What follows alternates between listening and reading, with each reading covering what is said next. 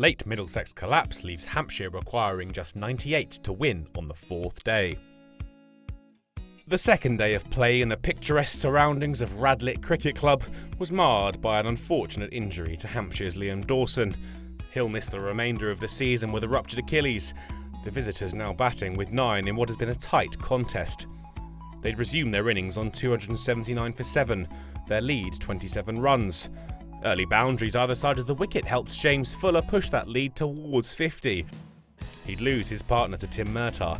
His ball moved away just enough to catch the edge of Lewis McManus's bat. Robson made no mistake with the catch in the slips.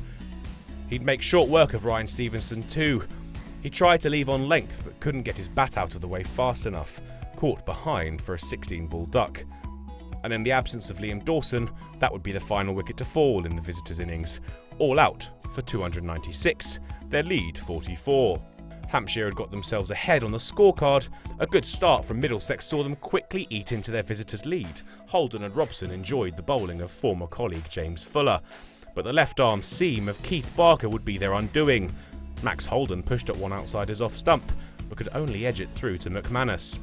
Nick Gubbins looked to counter-attack in the back end of the session and found some success against Fuller, his former colleague disappearing through the covers for 4 as lunch loomed. Ian Holland found the breakthrough. Sam Robson was the man to go, caught by Weatherly at second slip. Middlesex reached the break at 75 for 2, their lead 31. Gubbins continued to frustrate the Hampshire bowlers at the resumption of play, and he forged a decent partnership with Stevie Eskenazi, the pair finding gaps in the field. A timed straight drive down the ground for 4 past an outstretched Barker boot took Middlesex through to 3 figures.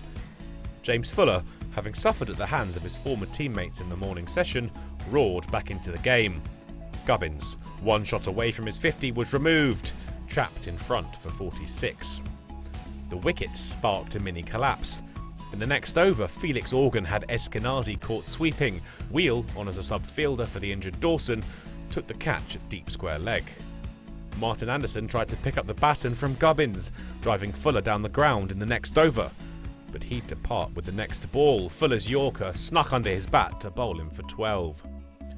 James Harris and John Simpson stuck together long enough to take their side past 150, but Hampshire would hit back. Felix Organ found himself back in the wickets. His off-break bamboozled Simpson, struck him on the pad, and exposed the Middlesex tail. Ian Holland also found a second wicket. Wheel with another wonderful catch, this time at cover, to remove Sota for 3. And when tea was called, they'd reduced their hosts to 186 for 7, the Middlesex lead 147. Tom Helm fell 5 balls into the evening session. Organ's delivery bowled him, even if the bowler didn't realise it at first. The key wicket for the visitors belonged to James Harris, but his stand was curtailed in Organ's next over, caught behind square as he looked for the boundary. Murtagh could only add 8 before he too was removed in the very next over. Barker found his edge, and Alsop did well down low to his right to take the catch.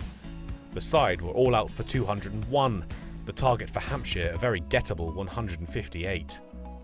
And Hampshire would get off to a decent start. Weatherly and Organ navigated the first 10 overs and took the score up towards 30. But Organ would go no further.